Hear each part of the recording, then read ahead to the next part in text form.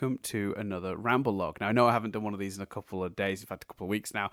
Been super busy, haven't had much of a chance. But today we are taking a look at Falcon and the Winter Soldier. This is actually a segment from a podcast we recorded this morning that isn't out yet. It's from this week's episode of Nothing But Static, which comes out on Sunday the 18th. But because it was related to Falcon and the Winter Soldier, and we particularly ended up going into quite a lot of detail about episode 5, the episode that aired today, I just thought, stick it up now. It's relevant. It's actually I was really pleased with how this conversation turned out.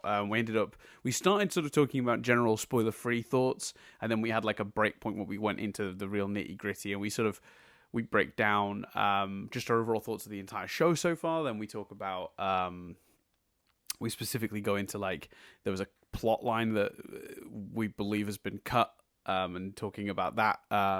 It's quite an interesting scenario because we feel like it affected some of the cohesion of the first episode.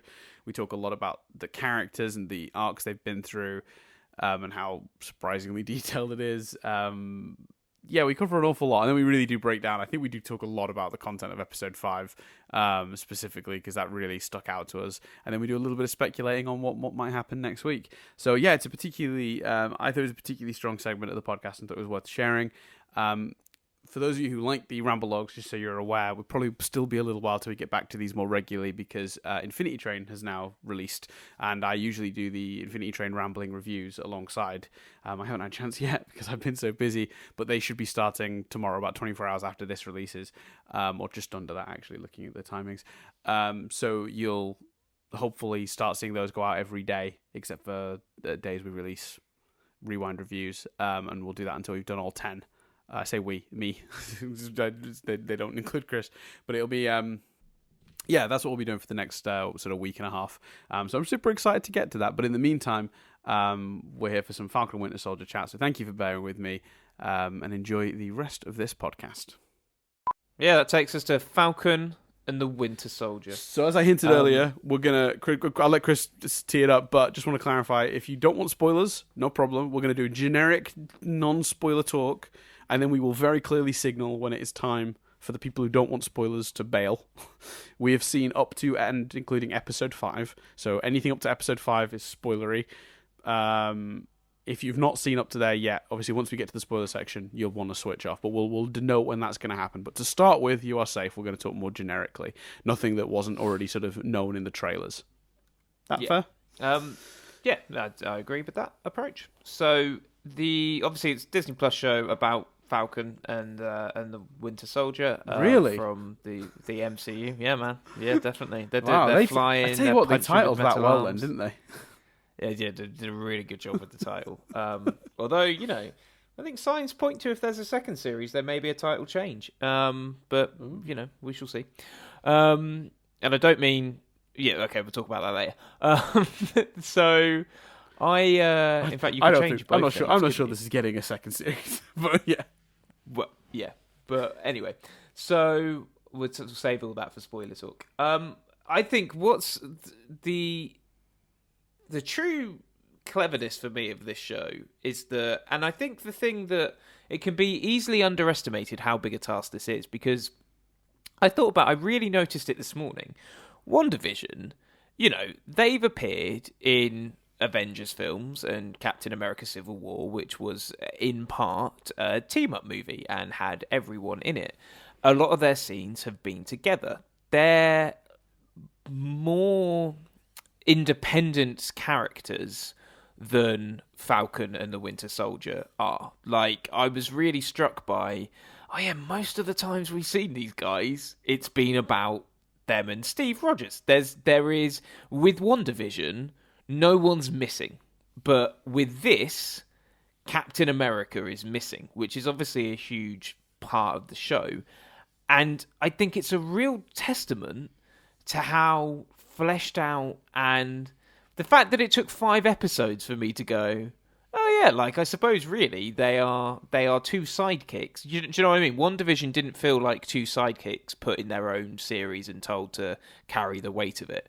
This is more that, and carry the weight of it they do. And I think we gave a little preview of our thoughts the other week, and certainly the latest episode, They are addressing the things I want them to address, and they are explore. When we first talked about this show, the discussion was very much, if they explore these things, it's going to be great and it's going to be captivating and it's not going to be shooty.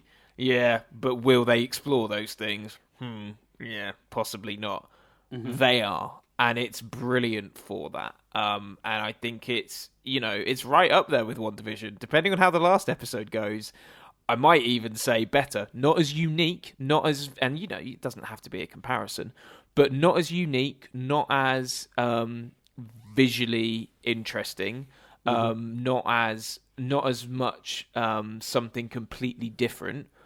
But I potentially am going to be going, I've got to give it props though, it's more of a complete thing, and it's a thing that I personally can point less flaws at than WandaVision.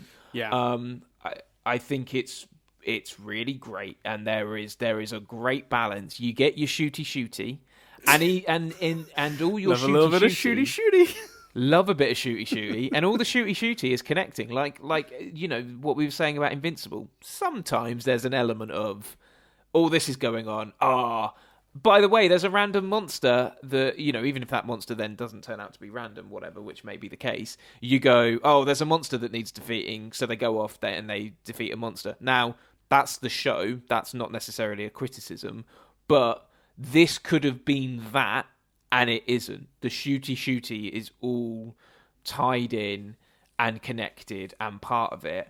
And, no spoilers, but boy howdy have they had some shots that are like, whoo-hoo, and it's gone deeper in some respects, and it's gone darker in some respects than any other MCU property has. And, we're talking about uniqueness all episode. You got to give it props for that. It's really shocker. It's really good. Yeah, and I guess I mean shocker. I meant shocker then jokingly, but also I would understand someone saying sincerely shocker, because on paper it could have not been this, and to get what we're getting, I think is fantastic. Yeah, it's where do you stand, Daniel Frederick?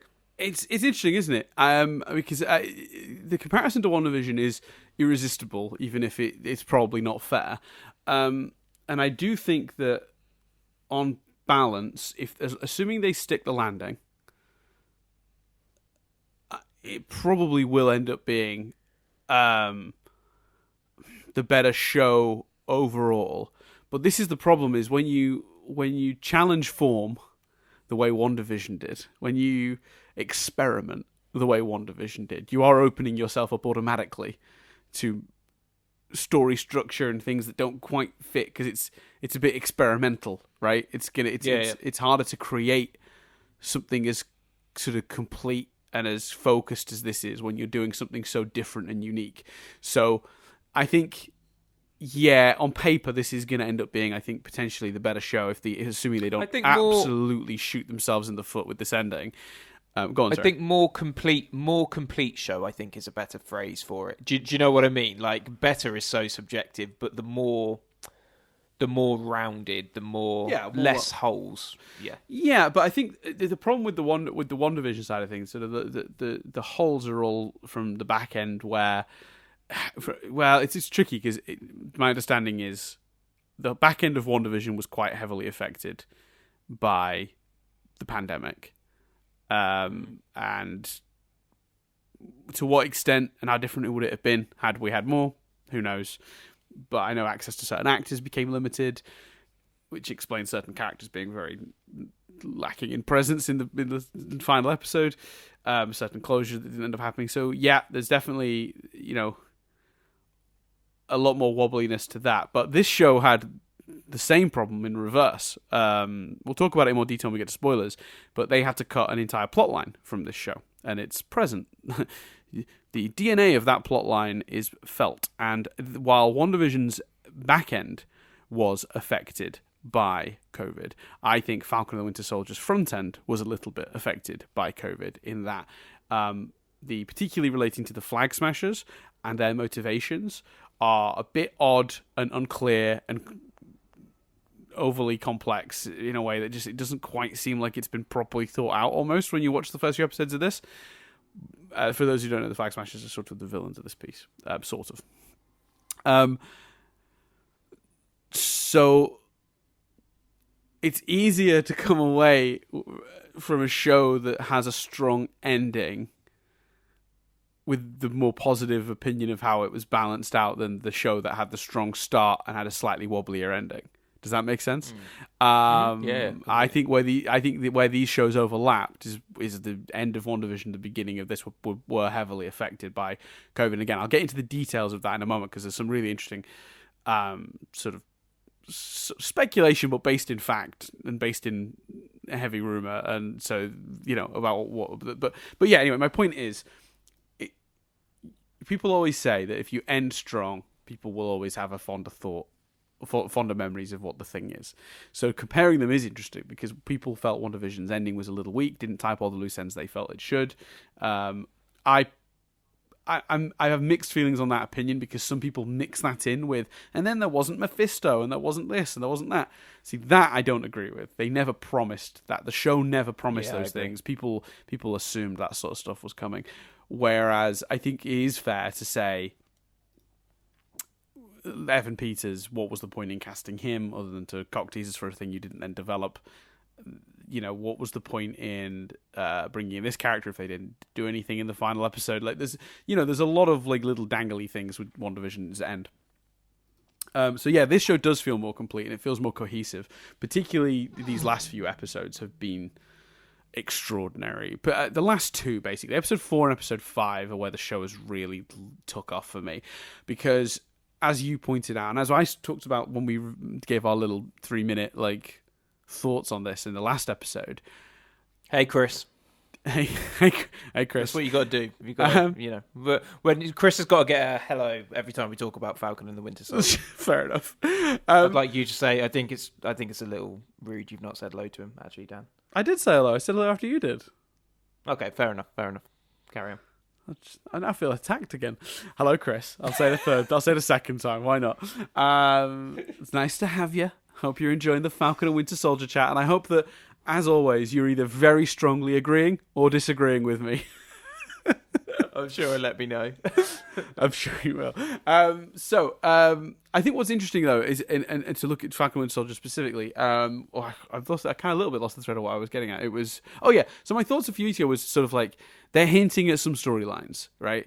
They're hinting at storylines I want them to tackle, because for this to be compelling to me, for you to justify this as a TV show and not a movie, and those extra hours of my time, keeping in mind that the total length of this will be something akin to sort of like 4 or 5 hours when it's all said and done, you really have to make sure you do something with that. Don't make Marvel TV shows if they're just going to be the movies, because the benefit of a TV show is the chance to explore the ideas more thoroughly, with more depth, a little bit more character work. That's the opportunity you have here. And I think one of WandaVision's failings was, in the end, because they wrapped Wanda's situation in so much mystery, they then didn't give themselves any real runway to actually deal with the aftermath of that and deal with the actual consequences of her situation. And it's kind of, that's a structural flaw with their experimental idea, right? So I said a couple weeks ago, if they deal with this stuff, I'm happy, right? So at that point, I think we'd only seen 3 episodes. Episode 4 didn't necessarily directly deal with the things in question, but very much was full of powerful action and then some incredible, bold, powerful imagery at the end, which we'll come to. Yeah, imagery that put the chess pieces in position to then deal with the stuff. Correct. So we're in a situation where I'm sort of going into episode 5 very tentative, because it's a Marvel property. They tend not to really deal with the big issues. And in fact, the reason there's a storyline cut is out of a desire to not deal with a big issue. Again, I'll come back to it when we get into spoilers. If you're interested, stick around. Or come back once you've caught up. So I turn on episode 5 just absolutely don't blow it. Just don't blow it. I don't need you to go into the absolute spent an hour discussing the subjects, particularly regarding race and the position of Captain America as a symbol, but he's also, blonde hair, blue eyes, like tackling these ideas of what it could mean for somebody of color to take that shield and be that symbol for a country that probably doesn't, a percentage of it doesn't feel very strongly about them. That idea is right there for the taking. And I just desperately didn't want them to miss it. It was such a good opportunity to say something. And this has happened through America's history. We talked about Da 5 Bloods, last year, and that was a movie about these people went to war for a country that hates them. For a country that, certainly at the time, like a huge percentage of, had very strong feelings about, and this still seems to be prevalent to this day. Just don't blow it, Disney. Do it. And while it is maybe more reserved than I would like, let's be honest, it's never going to be in the depth I want it to be, because I really want to go for it. Boy, howdy did they pull the trigger. And I sent Chris a text this morning when I was watching the episode that just said, they did it. They only went and did it. Which is... Yeah, we'll come to it, but it's one of those things of, like that for me, that could be the whole episode. It could be half an hour. It could be, whatever. Right. Even though, it's a number of scenes... Some of the shit they said in those scenes, some of the issues they got right to the core of in those scenes. If you'd have said, that initial chat we had, where it's like, if I'd have said, I reckon this sentence is going to be said by a character, you'd have probably gone, fucking, I think you're dreaming, mate. Do you know what I mean? Yeah. And that's huge and important and glorious, and right. I love that they're pulling at those threads, let alone the bold imagery we got in episode 4, which, again, nothing like it in a Marvel property. And we even talked about in the when we did our little preview of our thoughts on this about, are they even going to come back to their personal stuff, their lives back home, the stuff they're dealing with? Because it feels like they're off on this big globe-trotting adventure now, and it feels like we're just going to keep doing that. And then in the last episode, we'll get 10 minutes at the end where they go deal with their personal stuff. Nope. We had a real beat in this 5th episode that just got a chance for the characters to really explore their home lives and not home lives, but like the other stuff. And that's incredible. Embedded in and part of it, there's a scene with his nephews where, and that's the other thing. This show is subtler than I think people are going to give it credit for. Yeah. There's a scene with his nephews when they're doing something that Sam doesn't even see. Bucky sees it. And I'm like, oh, that's great writing. Because what they're showing us is we almost have 3 generations perspective on something. Not whole generations, but at least 3 characters perspective. And those 3 characters are from different generations. Mm-hmm. We've got a character I won't spoil, Sam and his nephews, and I'm like, oh, look at what they're showing us, and look at, like, Sam is caught in the middle between what it could be and what it was, and it's just, you could do a thesis to say this sentence about this show. Like, I would have been so thrilled to hear, if I could, hear me back then say this sentence. You could do a thesis on this show, like, and it's layers and stuff. But it also has some great shooty. It's got some. It really does. The action is. It's got some staggering. It's got some who is this code name about it. I mean, I think that's a pretty obvious guess for who that code name is. Maybe we'll talk about it. But, like, I'm so pleased it's the show we wanted it to be, but were worried it wouldn't be. Well, yeah, you know what? And it's not been shy about, as you said, integrating it properly into the shooty espionage stuff. It all feels like it's folding in on itself in quite clever ways. Again, it's definitely a bit disjointed in the first episode or 2 as a result of a removed plot. But the threads were there, and I was excited, and I wanted to see them pull the trigger. And god damn it, did they! Obviously, cast incredible. The music's really good. It looks like a movie all the time. it never doesn't look like a movie, even when it's just characters in a room talking. And it doesn't need to look like a movie at that point. And like, save some money, Marvel. And you know what? And again, this is this for who those characters were going into this show. Yeah. For me, I think it's an amazing that I get to feel this way. I don't know if everyone will agree with me, but you know what? I don't think this show misses Steve Rogers. His presence is felt, but I'm not sat there going, fucking hell, I wish Steve was in it. I wish Chris Evans was in it. And that's an insane achievement when you think about the fact that they literally have taken 2 sidekicks.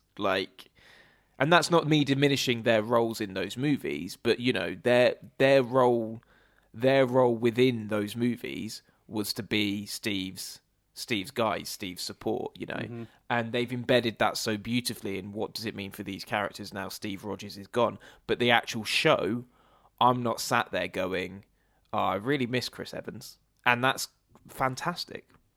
Yeah, I know. Yeah, 100%. Again, they've taken advantage of the presence of a character like that, but they've also done some really clever things with weirdly, despite his character not being there, we keep saying his presence is felt, but it's actually even more clever than that.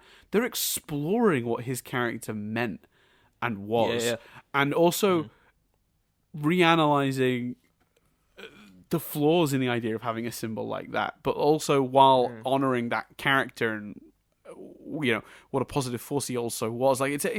It's surprisingly complex and very compelling, and a couple of, like I said, niggles from the opening couple episodes aside, in terms of just like stuff that a little bit less cohesive than it could have been, it's pretty much perfect. And also, this episode, taking the beat to explore the ideas, means that we can have our grand finale of Shooty next week, and I'm now okay with that because I've gotten all the character work I need out of it. And also they've done such a good job with the character work that I'm invested. We're going to feel the weight of the we're going to feel the weight of the characters in the Shooty. Correct. And I pay the same compliment to WandaVision. Nobody's in it for the sake of being in it. Like when those casting announcements were done, and they're like Kat Dennings, Darcy, and I can't remember the police officer in WandaVision. What's his name? Which one? The FBI. Yeah, the FBI goes in. Randall Park. I forget. I can't remember the character's name, but it's Randall Park. Yeah. I'm going to look it up so I can get the character's name. We've got Baron, we've got Zemo in this, and you kind of sit there and go, it almost feels like they're cherry picking random characters and putting them in TV shows. But actually, you watch them, and with both of them, nobody's Emily Van Camp or whatever her name is. Apologies for saying her name wrong. Yeah, Sharon Carter as Sharon Carter. Like nobody's there for them to say this character's in this show. They're all there for purpose, and they're all only used when that purpose is relevant. Yeah, that applies across both shows. With that as a compliment as well, I want to play that in respect specifically to Zemo. I think their use of Zemo in this show has been genius.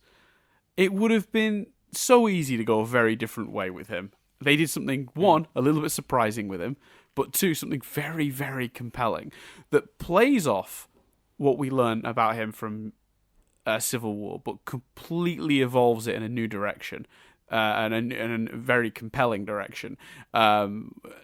Incredible. What great character work. I'm almost worried that at some point he's going to end up back in a movie and he'll feel two-dimensional comparatively. Yeah, I know what you mean. Yeah, definitely. Because they've done a really good job characterizing him. So yeah, big absolutely recommendation. Recommend it. Mm-hmm. Yeah, absolutely recommend it. Should we check it out?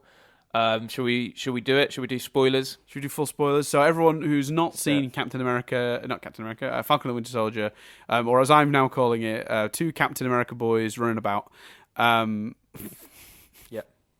Shooty. You can shooty Captain America boys running about. You can leave us here, and thank you for listening. Or come back later, I guess. But we won't do any other. Oh, very quickly, I guess we slip in our recommendations for this week. Do you have any?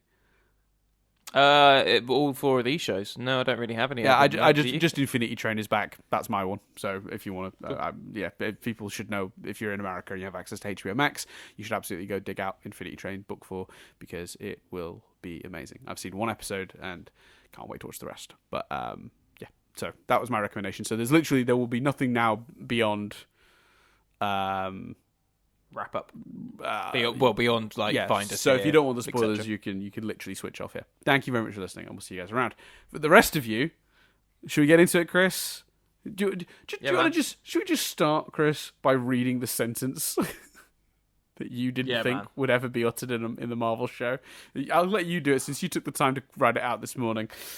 Do you have it in front of you? I don't have my phone with me though. Oh, okay, I can do it then. I've got it here. I don't know if I got it verbatim. I can see. Hold on, because I might actually. Hold on, bear with me 1 second. I might be signed in on this computer. I'll get it verbatim. Talk about before. Oh no, I can't. Am I signed in? Hold on. I don't know what's happening. Yeah, I am. Right, bear with me 1 second. Okay. I mean, this is taking more time. Well, I'll just overview it though by saying, like, they've tackled the race issue. There were hints at it. Amazing. They were very thin in the early episodes, and I was worried that was a signal that they were not going to be properly delving into it. Just something they were kind of briefly going to make little passing comments about and not actually challenge. But through the existence. Through the very smart inclusion, even, of Isaiah Bradley's character as a black man who'd received super soldier serum, but had a very different experience to Steve Rogers, they have managed to basically lay out the idea Chris and I were so eager for them to explore, which is America not necessarily being willing to accept a black Captain America, a black symbol of their country, because of their inherent racism. And I say ours too. Sadly, the UK ain't any better. But obviously, this show is about Captain America, so we're going to have to talk about specifically America in this example. And they. Again, little teases of the idea, but it was only there in the subtext. It wasn't there in the text, to the point where I think, Chris, you described like having to sort of like suggesting that to someone. Oh, I hope they deal with that idea, and they hadn't even really considered it from that angle. And that was, I said to some friends, like, oh, I really hope they tackle the race stuff, and they were literally like, "What do you mean the race stuff?" And I was like, There's a white dude that they've given the shield to while they've left the black guy without it. Like, yeah, kind of. Yeah, because they made the argument. Well, Sam gave the shield away, and I understand that, but I understand why they would say that. But for me, it was so rooted in it all, and it was such a. It was just the thing I really wanted. This goes back to that initial conversation. It was the thing I really wanted them to explore. But exactly, but that's kind of my point. Is like it wasn't really there in the text. So unless it was something you had thought about and were hoping they were going to do, you might be picking up little subtle stuff that hints at it. But the show didn't overtly point to it and put a hat on it and say, "Look, this is the idea we're exploring." And I got very worried after the 4th episode because I was like, this is great. Particularly the 4th episode is full of some of the best action, some of the best tension, and a turn for John Walker's Captain America, US Agent, I think is his comic book title, that was obviously coming from day one, but was just handled so brilliantly. And I was just like, well, look, this is really good. It's not the thing I wanted them to deal with, but I am very compelled by John Walker and US Agent as a character. So if we don't get to the race stuff now, I guess I'll just have to like it and lump it because this is good. But then Dan, yeah, I've got the sentence here. We, in an MCU property, a black character said to another black character, they will never let a black man be Captain America, and even if they did, no self-respecting black man would ever want to be. Oh, I was just like, yes, we're exploring it. Like, this is the MCU has never really shown two characters have sex. Do you know what I mean? Like, we've never. They don't really like to deal with politics either, because because even though they have like geopolitical ideas, like, oh, we're going to go out and oh, is it right that we go into other countries and, as American citizens with powers, is it right we go? They'll mention that sort of stuff in passing at best. I think the closest we ever got to it, to one of these movies ever tackling real issues, was the sort of premise in Black Panther that Wakanda had all these advantages and they'd not used them to help other people from that part of the world within communities that were being oppressed throughout countries like America. But even that wasn't ever really laid out in the way that this show is laying out some of these issues. Never as overtly or as powerfully. And there have been, we had Sarah say to Carly, I can't remember what that sentence was, but something like, why would I care? My America isn't acknowledged, so why would I acknowledge Captain America, or something like that? Yeah. But to have it as Front Street and as on the plate as that scene between Sam and Isaiah, it just so happy that we're exploring and Isaiah's story is like so incredibly tragic. Like, it's so not tragic. Just there was a person of color that had Captain America powers that got forgotten by time. No, he was deeply mistreated and had a really horrendous backstory. And it's like, just drive that knife in just a little bit more, Marvel. Like, just make me feel even shittier about the world we live in, just a little bit more. There's a level of masochism to this, isn't there? Because we were both like, deal with it, even though it'll make me really sad. And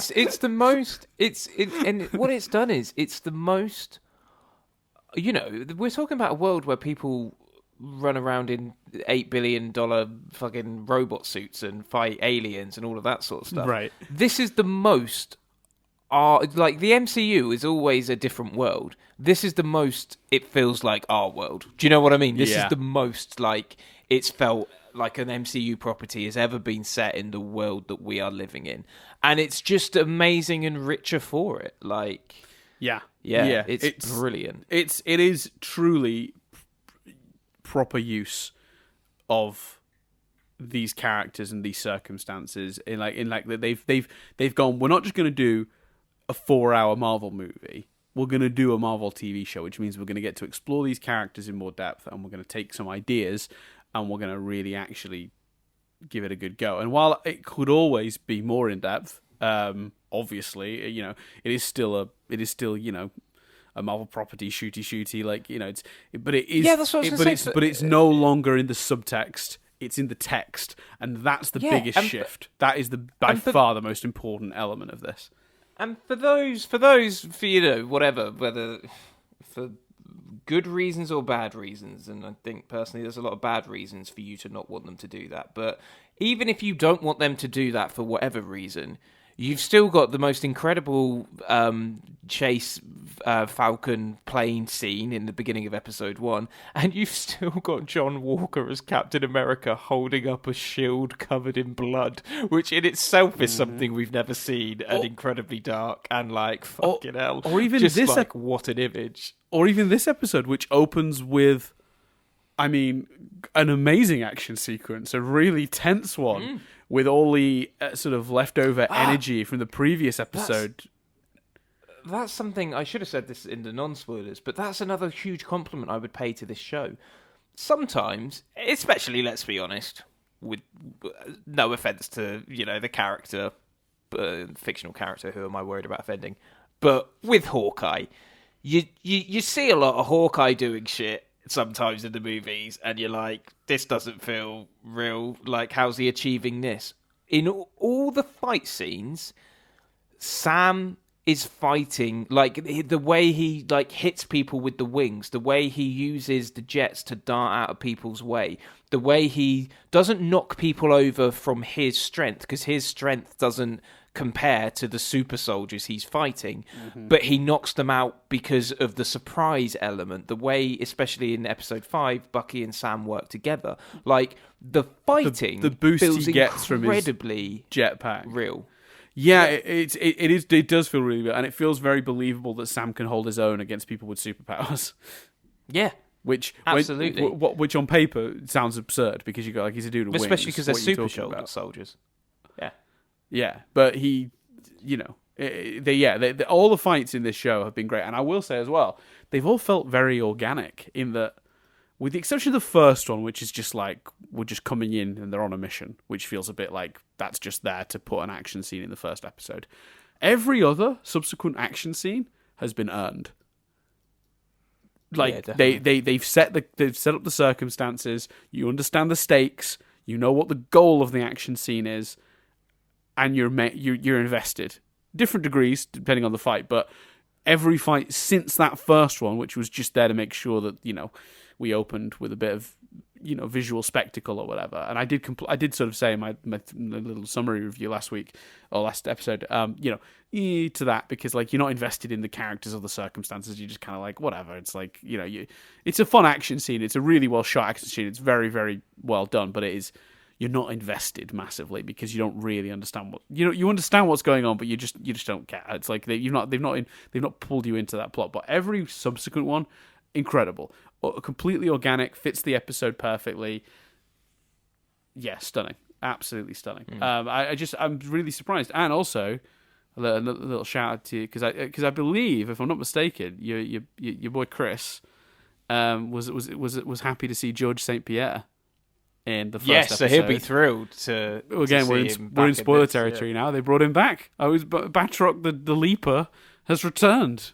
GSP's back. Who knows?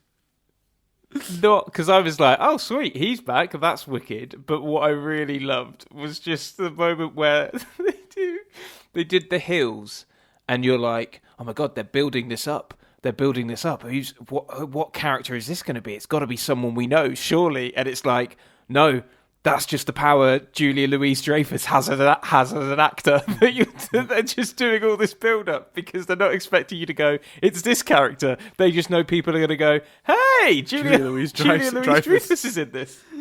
Dreyfus. Yeah, she's playing Contessa Valentina Allegra de la Fontaine. And I will say, a character I'm not massively familiar with, but I believe in the comics, at least, that doesn't mean she will be in this, but she is an affiliate of Hydra.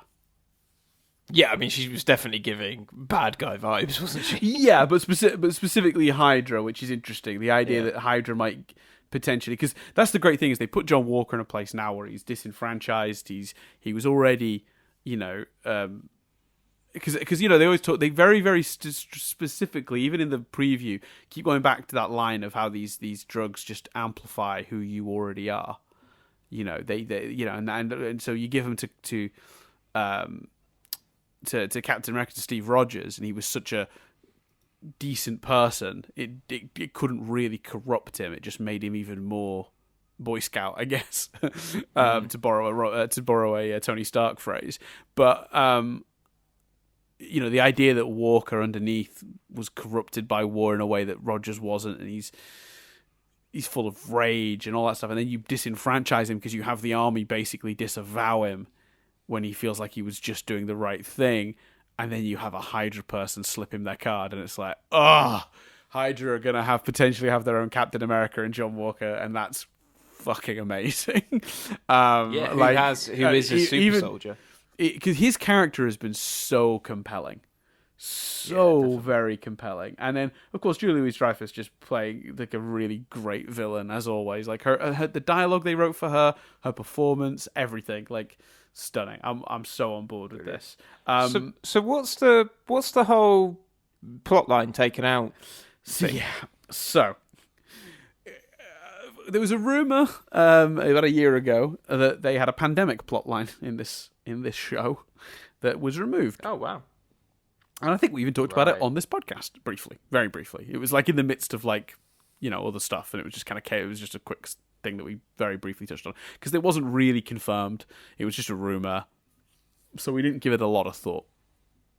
But watching the show, there are several signs that there was indeed a pandemic plotline that gave the Flag Smashers a lot more context.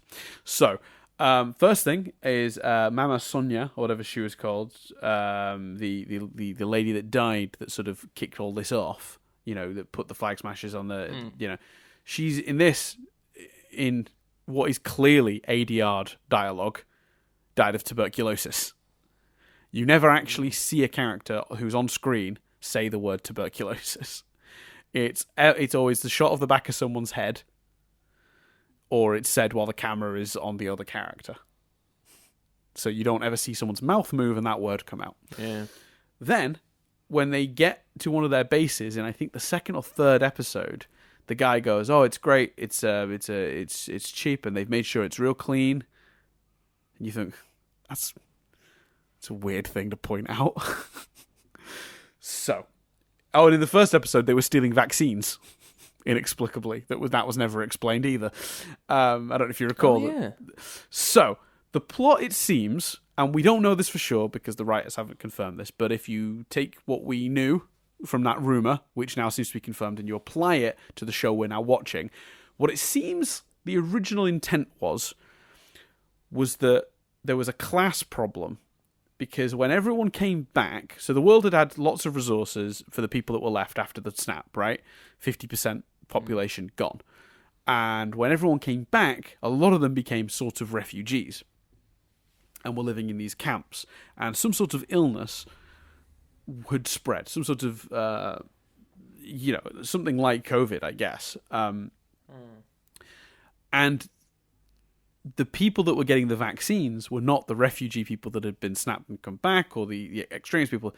It was the comfortable, the wealthy.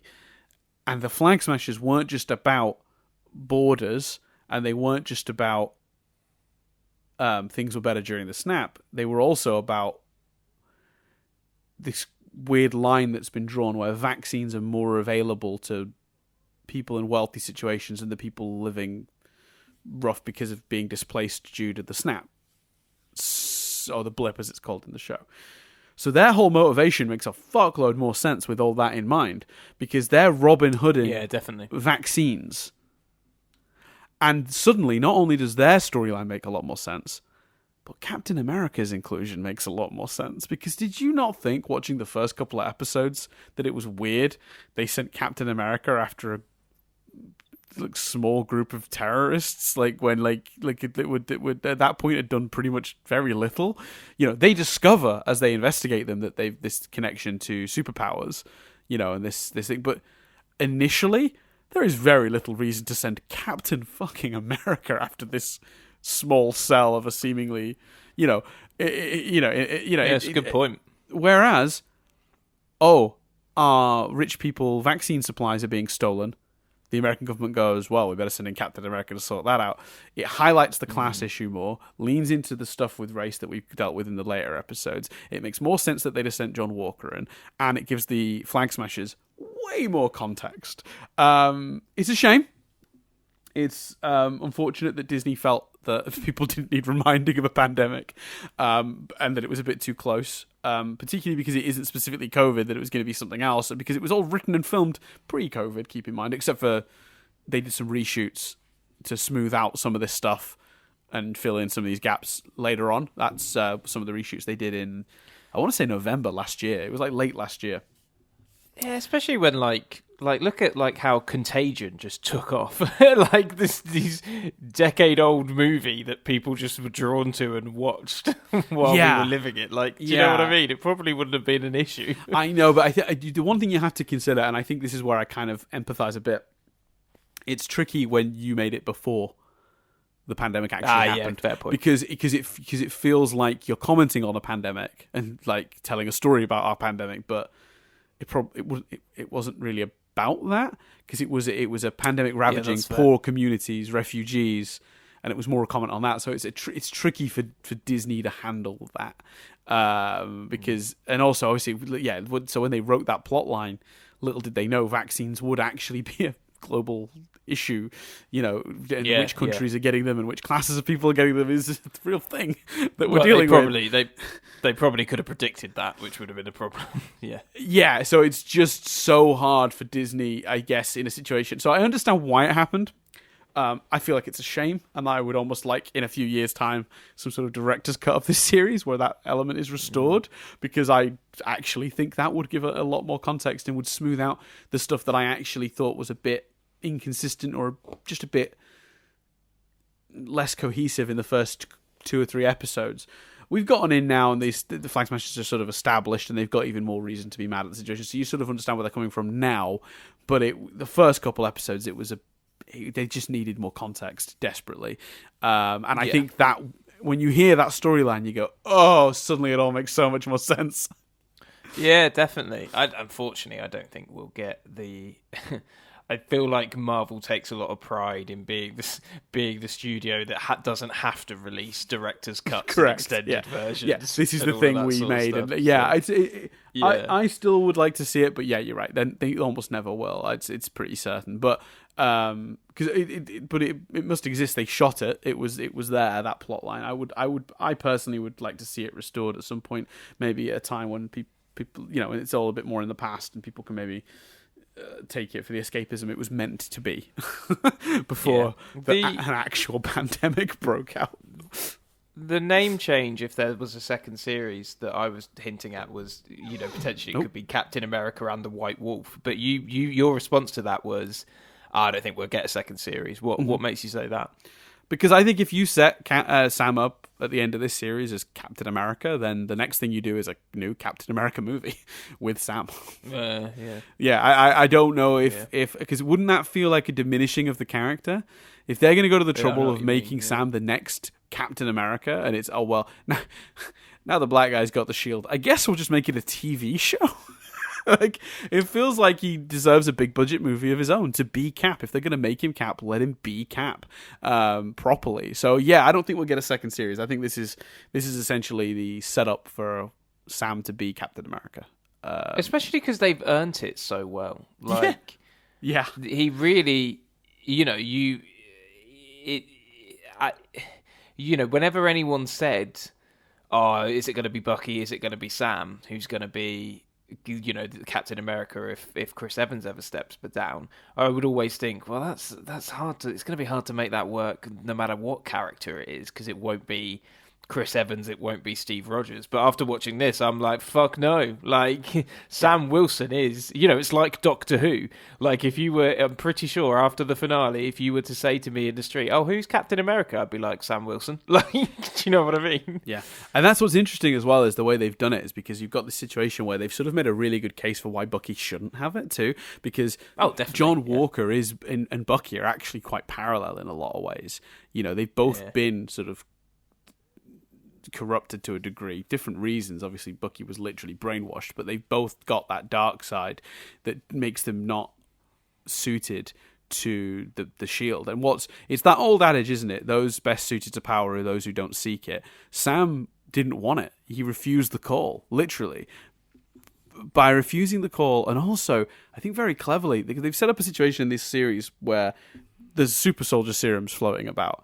And the fact that John Walker went straight to, "I'm taking that," and Sam has chosen not only not to, but deliberately to try and learn how to use the shield in conjunction with his own athleticism, which is the montage they put in this episode, shows that he's not interested in getting superpowers. He wants to just do it. That I still think he'll end up with superpowers, if I'm honest. But the fact that he's choosing not to take that at this point, I think, is a really good way of separating him as being worthy over someone like John Walker or someone like Bucky. So yeah, for my money, this has been everything it could have been. And that's remarkable. I was really concerned this was going to be just espionage nonsense, just lots of them running about in like Prague or whatever, getting into japes, and that's fine, I guess. Like, there'd be a lot of good action sequences, some banter, quote marks, between the two characters. The fact that it's had this level of character depth and this level of exploration of these ideas is surprising to me, but a welcome surprise, because I think I was more dubious about this show than Chris was. I think that's fair to say. I was more like, we were very. I was more confident and more hopeful it would be this. Happy to have been proven wrong, if I'm honest with you, Chris. But equally, I didn't. It's not like I dismissed your concerns. I was like, yeah, I can see where you're coming from. Like, and sure. I would have probably bet money I would be the one saying I was wrong. So But what's amazing is, though, it's not even just more than that. It also is still that as well. Like some of it, like so funny. Like this week, the joke that like literally made me cackle out loud was when Bucky fixes the pipe, and Sam goes, "Why didn't you use the metal arm?" And Bucky just goes, I don't always think of that first because I'm right-handed. Yeah. That made me laugh so hard. Yeah, it was good. Yeah, it's great. The final thing, I guess, we gotta let's plant some flags. I mean, presumably the power broker is Sharon Carter. What do you think? Think someone else? Do you think? Yeah, the thing is, it certainly seemed to be setting up for it to be Sharon Carter. Yeah, the worry I have is I think there's a chance it's Zoloff. I think there's a chance it's him. When was the last time we saw him? It was Winter Soldier, right? He was in a computer. So, and is it Zoloff? Am I pronouncing his name right? With the character from... Oh God, let me just look it up. Yeah, there's the scientist who ended up in the who he fought in, who created Red Skull and then was in the computer in Winter Soldier. Yeah, that's a good shout. Yeah, because he's still potentially in a computer, but also I don't know if you're in the comics. He ends up in the robot body, that computer version of him. Now in Winter Soldier, and it was just a nod at the time. Captain America goes through the paperwork in that little Hydra cave. And there is a sketch or a diagram, whatever you want to call it, a schematic of that robot. Now, I don't think we'll necessarily get that. It's kind of silly. It doesn't fit the tone of this show. But I could see them doing that in a movie. So I have a feeling this ends with them coming to terms with the Flag Smashers, sorting that out. John Walker being thoroughly defeated as a sort of anti-Captain America by our new Captain America, Sam Wilson.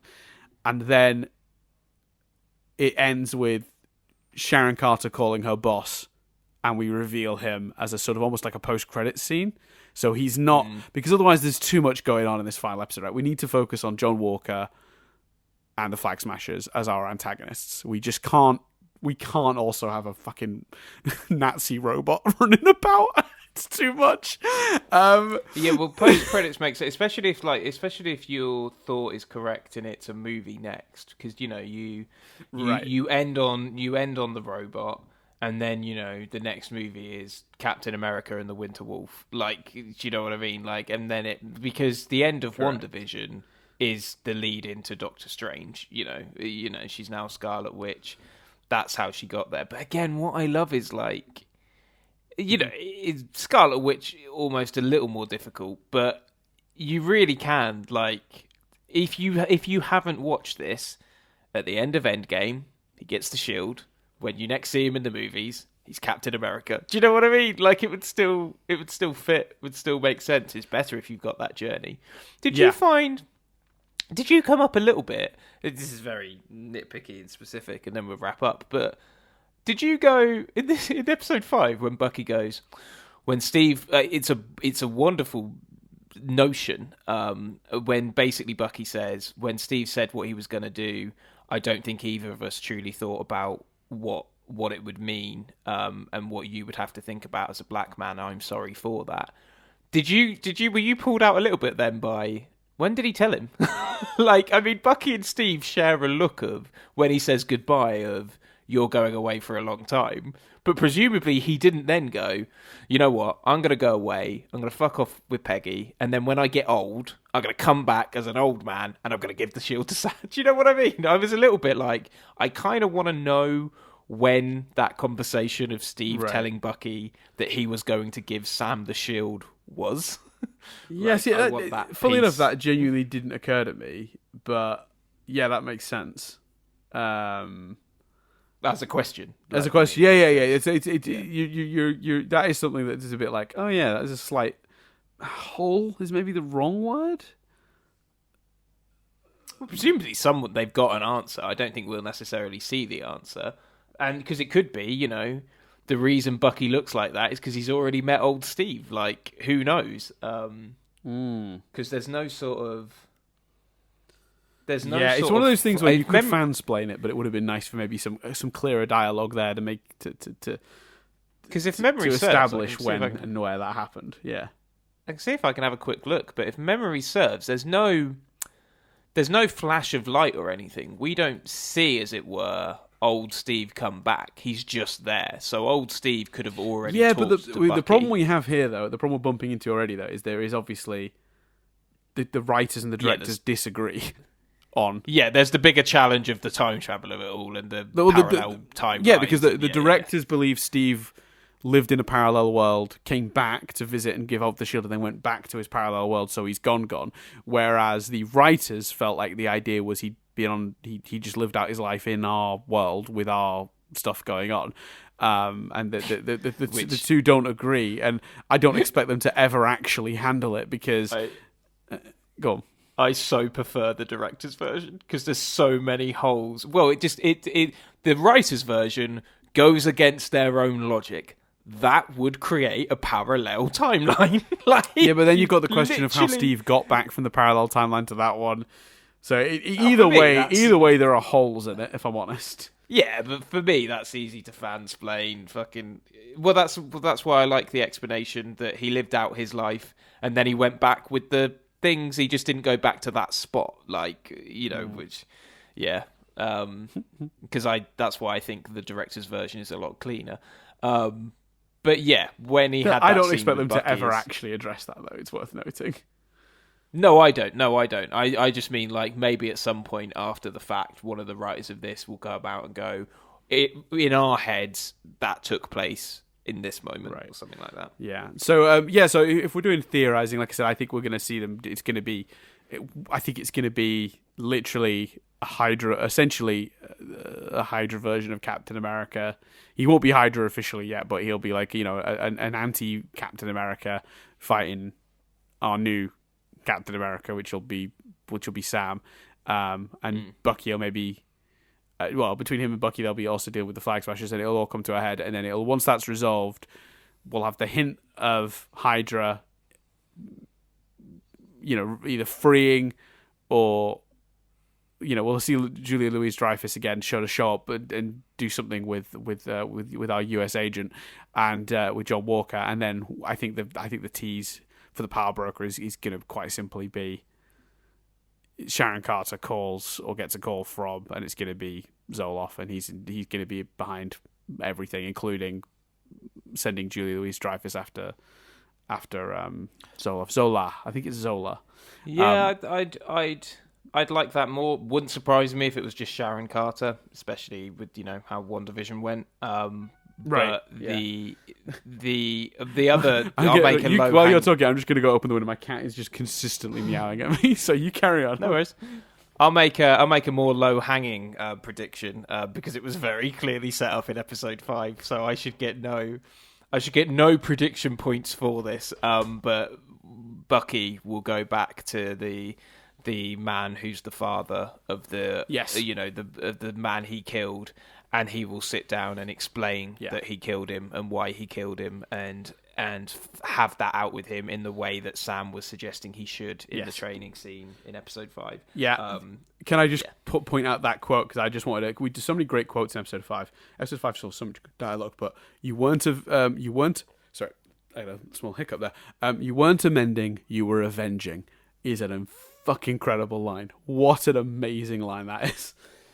Oh, so much. This is, by far the best episode of the series. But I think a lot of people are going to be like, "Oh, it's all about the Bashy boys bashing into things, shooting things, shooty." And so episode 4 will stand out for a lot of people, I think, because the action sequences, the use of US Agent, his turn. By the way, a disturbing number of people on his side. If you look through Twitter, it's not really pleasant.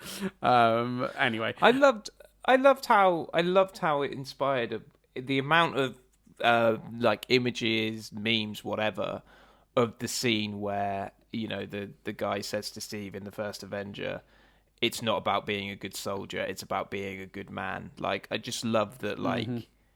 It's also it's so thematically interlinked. Not just the little nods like I sent Dan one of where in First Avenger we see someone take a photo of Steve with the taxi door. That photo of Steve with the taxi door is on display in the exhibition in the first episode. Like, it's not just interconnected in terms of those kind of Easter eggs within the things. It's also thematically connected, and it's an incredible achievement on behalf of Kevin Feige and everyone else involved. And I think the pinnacle, Chris, of all of that may very well be encapsulated in Dancing Zemo. Well, that is the one instance where they did release a director's cut, and they did give the fans what they want. So they put out there's the clip of Baron Zemo dancing in the show, which is short. It's a quick joke in the show when they're in that club. But the Marvel YouTube channel put up an hour of it on loop, but it was an extended version of it. And it was such a memey thing for them to do that it really surprised me. Yeah, because what surprised me about it is when I first, because I saw the headline, Marvel releases extended dancing scene, and I chuckled. And then I saw an hour of Zemo dancing. And I assumed someone had taken the extended version and looped it. And then I was like, wait a second, fucking Marvel are the ones that have put that up. It's one thing for them to upload the clip, but it's another thing for them to understand that it's very funny to just loop it for an hour. I think Nadia and I watched like at least 3 minutes of that because it was so funny. So good. It's so yeah, big, obviously huge recommendation for Falcon and the Winter Soldier. So pleased. I'm so relieved that I was wrong. Like it's nice to be wrong in this case because what I was predicting would have made a worse show, and I will absolutely take being wrong and getting a better show out of it. But that's the thing. That's the thing with stuff like that. You never you and I are always. Not only do we admit when we're wrong, most of the time when we're wrong, we're pleased to be. Because it's often we're predicting concerns about a thing prior to it releasing. And that's always a win-win situation because you're either going to be smug because you were right, or you're going to be happy because you were wrong and the show's good. That's a good situation to put yourself in. We're often wrong as well with like predictions in terms of like plots and stuff, but that's just that's just fun speculation stuff. So it's I never with the exception of some like flag planty stuff I did. Like particularly, I think relating to Steven Universe, where I got really passionately convinced that a certain thing might happen and it didn't. I think generally speaking, it's always my rule of thumb has always been like, as long as you don't make the prediction in a way that's like, this is definitely what's happening and I'm absolutely right, I think it's okay. Because then when you're wrong, it's like, well, I had fun guessing. Although I will always feel smug down about the Masked Singer, and I will always feel smug about our will Iron Man or Captain America die debate in Avengers Endgame. Yeah, but again, I didn't feel particularly as smug as you were and continue to be about that. I never felt that passionately. I never felt the opposite end of that scale where I felt like shame related to that. I was always just cool. I rarely think about the Avengers Endgame thing. Actually, I just thought, is there another example? And I was like, oh, that's a good one, because it was on this podcast. About once a week, I strut round the house thinking to myself, nailed those final three in The Masked Singer. that I will live off until The Masked Dancer, when I will refuse to guess. I'm going out on a high. I'm not watching. I don't know if I'm going to watch The Masked Dancer. I don't think I care. I don't know. Anyway, right, let's take this baby home.